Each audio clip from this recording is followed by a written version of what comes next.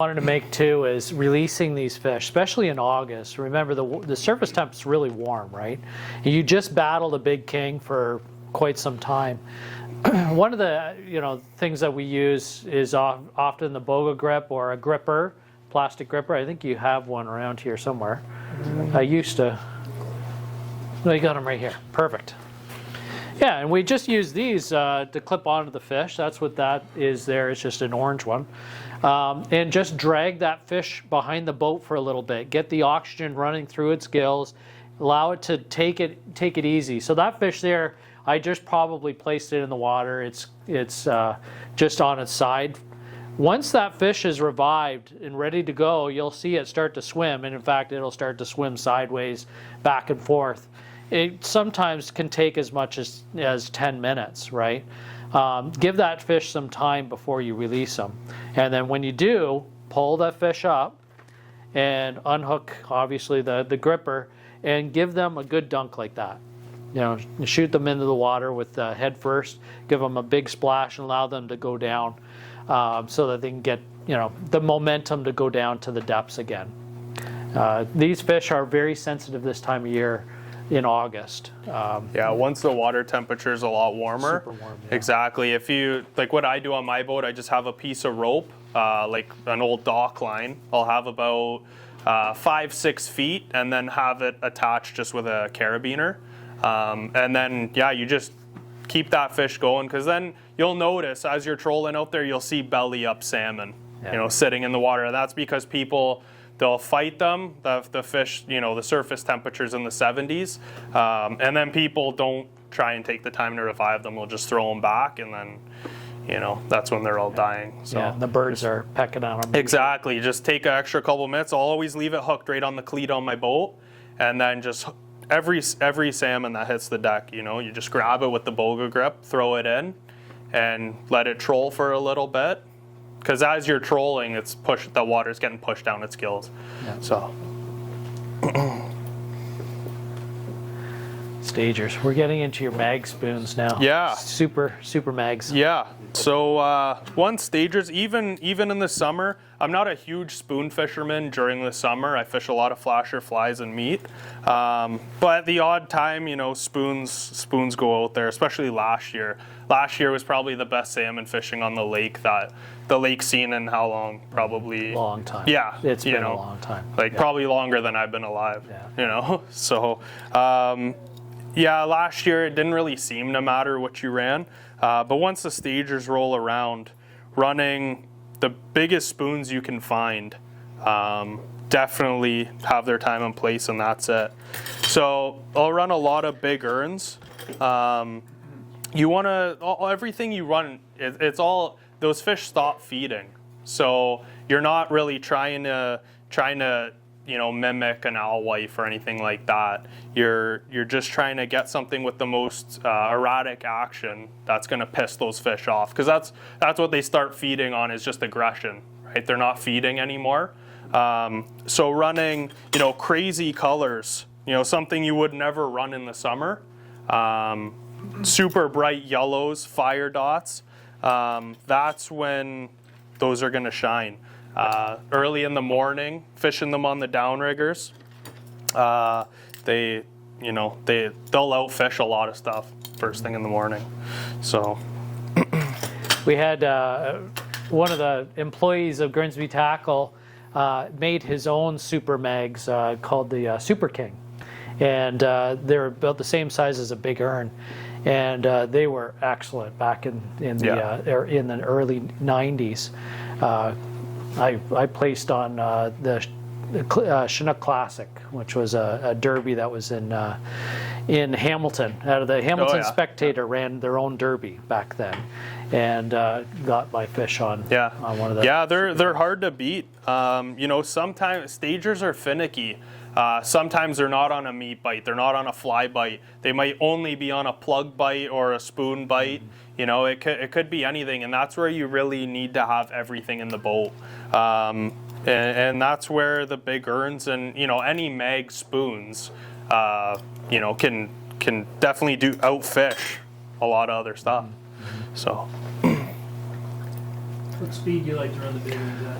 The big earns, they are better run a little slower, and that's why I like running big earns when I'm running meat as well, because you could I like running big earns at 2-3, and because they're such a big flutter spoon that it doesn't take much for them to get the action. Whereas if you're running like a super, or like a, just a regular stingray or a regular spoon, you got to run them a little quicker.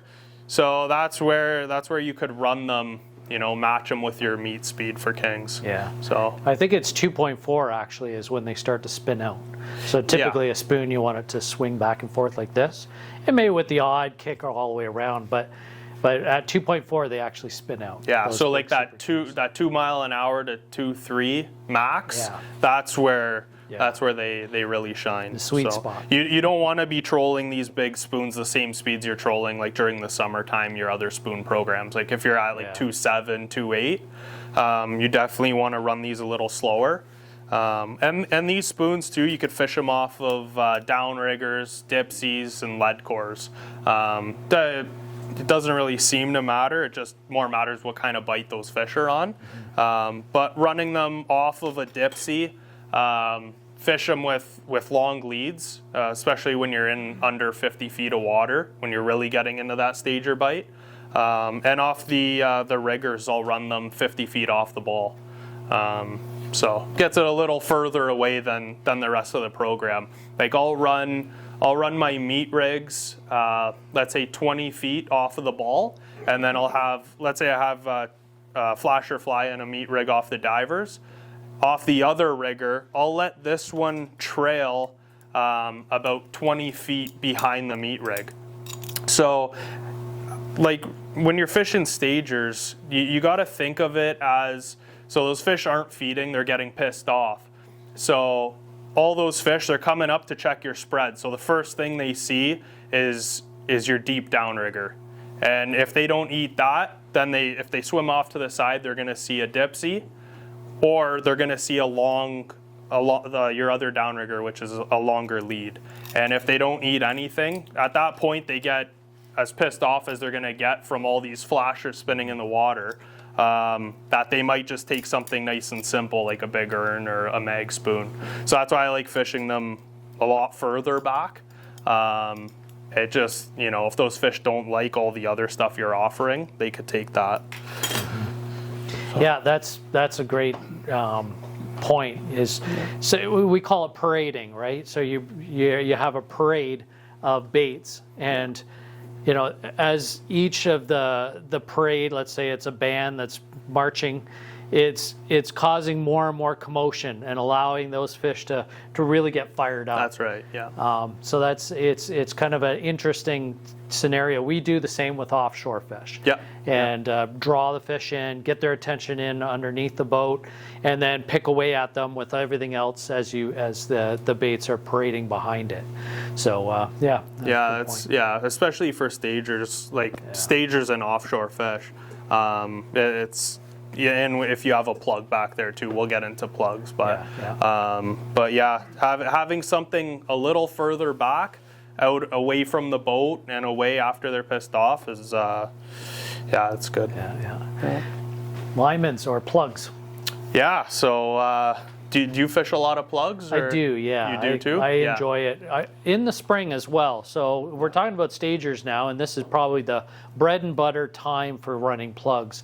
But in the spring too, as well, especially usually early May, when the spoon bite is going good, we'll also put plugs out as well. So limans, for an example, and it's usually short leads off the downriggers first thing in the morning, for an example.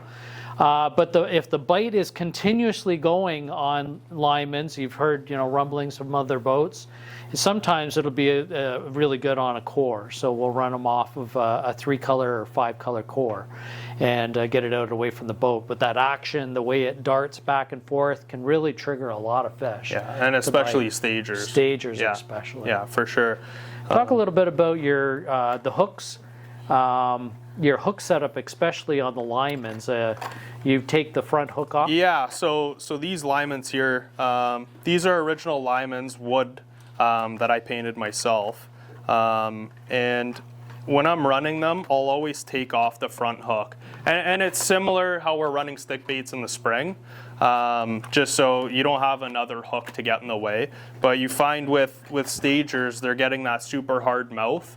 And if you could just get one treble locked in their mouth, that's the best chance of you getting that fish to the boat. It's similar to a spoon, right? And a lot of people, they kind of look at them and say, like, why don't you run 2 hooks? And that's the reason why. When they're taking these baits, they're usually taking it from the back, and I never have a problem with hookup problems, you know. So, yeah. But yeah, fishing them off a downrigger. I don't fish them off dipsies. You can with longer leads, but I'll fish them off downriggers. Usually my higher downrigger, I'll keep a meat rig on bottom when I'm fishing for stagers, and I'll let that lineman's back 50 to 80 feet usually off my higher rigger, and I'll keep it a little bit higher. And it's the same thing, you know, all those fish come into your spread, and then they kind of back off and see that lineman's, and the action on a lineman's, there's nothing like it. And that really will get them going. Yeah. For sure. Fun. But you don't have to just run them for stagers. Like, I'll start fishing lineman's in the spring, like you said, but also end of July. I found fishing off the Toronto Islands this year. We were fishing about 200 feet of water, and we had the thermocline down about 100. And we put a lineman's down there end of July, and that rod outfished every rod. That's awesome. Yeah. So, you know, you're out in super deep water. You're not thinking like this little plug going through the water is going to do much, right? But it was awesome. And they take big fish too. You'll hear of a lot of, you know, 25 plus pound fish coming off lineman's. But also like 2 to 4 color lead cores when you're in that skinny water for stagers. Fish them off there, so you have your meat and flasher flies and spoons on your downriggers and dipsies. And then off your long lines, if you throw out, you know, 2 different color plugs off short lead cores, you know, that's probably the best spread you're going to get for stagers. Yeah. Just be cognizant about the other boats, right? Like exactly. Staging you don't want to. It's not like you're fishing Erie walleyes where you have your boards out super far, right? Fishing for stagers, you want to keep those boards close to the boat. Yeah. Just out of the way, so if you hook up inside on your inside spread, you're not going to tangle with those lines. But that's where you do want to have a couple guys in the boat, so you can let out that board a little further if you do hook up. So, yeah. Yeah. Awesome. All right. West End stagers. Well, it's interesting, you know, like we talked a lot about the East and the East being so strong with their stager bite, and it's true. And a lot of folks have said, well, you know, I remember back in the 90s, 80s and 90s, where the stager bite was unreal at Port Credit, very similar to what Ganaraska is today, Port Hope. And, you know, and Dalhousie as well. You know, we had a very good stager bite, even all the way into the early 2000s. But what has happened? Why has that changed? We do still have a stager bite, but it tends to be later and later now. And we're starting to see the stager bite, you know, even around locally here, not happening till, well, definitely the last weekend in August, but often 2 or 3 weeks into September. And this past year, I think we didn't even see them until like the second week of September. There was on the South Shore? Short, short window of time. Yeah, so. For sure. So just got a little map here too. Oops. That's all right. It basically showing where in the lake we go. So Port Dalhousie is one stager bite location. The other is the end of Port Weller, and then the Niagara Bar is also a very good stager bite because those fish are feeling the current of the Niagara River. So they're starting to stage along the edge there of the bar. And then going further to the west, Hamilton, in front of Hamilton Harbor, is a good spot off of Fisherman's Pier. Then Brawny, then 16 Mile Creek, and then you go out to Port Credit. And you've all obviously have fished a lot of those spots in the past few years. Yeah, definitely. Like once that stager bite comes around, we'll spend all of our time pretty much at Brawny and Credit. And those Brawny fish, it's all like you're fishing a lot of structure there. You want to keep your cannonballs close to bottom because you'll see a lot of marks over there sitting right on bottom, and you'll think they're Lakers because they act exactly the same, but they're all stagers. Like you'll rarely catch a Laker over there that time of year. But between Brawny and Credit, it changes by the day or from morning to evening. To night, so those fish will bounce from Brawny to Credit. It's like they follow the way the currents are going and also the way the wind's going. So if you do get like a southwest wind, if all the fish are at Brawny and you get a southwest wind, the next day you'll notice there's probably a better bite at Credit. And it's because the wind pushed all that water over there. And that's where the bite is. But it's funny with stagers. We always talk about they're coming into their home waters, but if they're not ready to go yet, they still follow water, right? So they're not necessarily coming and sitting on bottom waiting for things to happen to go up the river, right? Waiting for the next rain, for an example. They're still moving. They're moving back and forth along the shoreline to the next trib.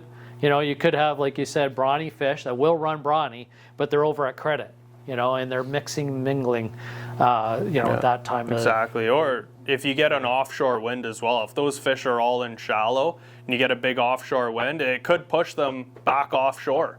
It doesn't mean those fish that were in 40 feet of water the day before didn't go out to, 200 plus and kind of spread out, and that's when they're super hard to find. But that's the shallow bite's the best. You'll notice too that at this point as well, we're not focused on temperature. These fish will be in warm water, sometimes in 70-degree water. Now, it doesn't mean that they're overly active. Maybe they're not even very happy about being in 70 feet of water, but they could be still there, and you might be able to get them to bite still. So it's if they're there, you work them hard. And like you said, you grind them out. Sometimes you can get the right bite. Exactly, yeah. So you'll start noticing, I'll see if you have 60, once you start hitting that 65-degree water on bottom, you'll notice those fish get super hard to catch.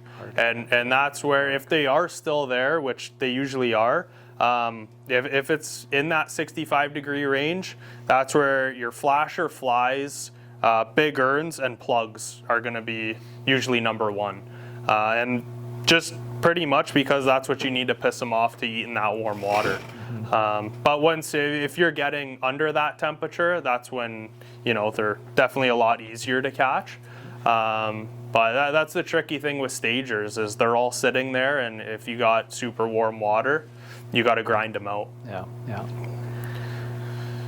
Just by a show of hands, like how many people, I'm just going to name some ports, those that fish stager fish, do you fish out of Port Dalhousie? How many people out of Port Dalhousie? All right, okay. How about out of Hamilton Harbor?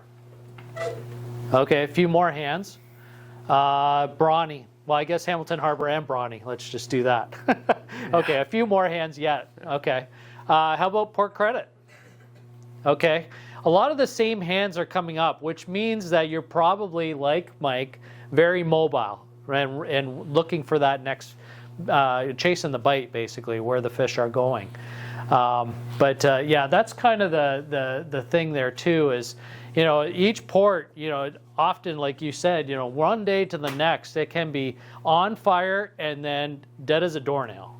And you just got to be flexible, and don't hesitate to pick up your gear and run to the next port, to the next river mouth, for an example, and check it out. A lot of folks have asked me, well, do we have a stager bite in front of Grimsby? There is a small amount of stagers because they do come up 40 Mile Creek, but they're very, very few, and it's almost negligible whether you can put together enough fish to make it worthwhile. But there has been times where, again, where fish are moving from one port to the next, you could be getting those fish that are transients from one tributary to another as they're moving through. So they, in front of Grimsby, we've caught dark fish in 60 feet of water inside of the weather marker. So it happens there too as well. Yep. Yeah.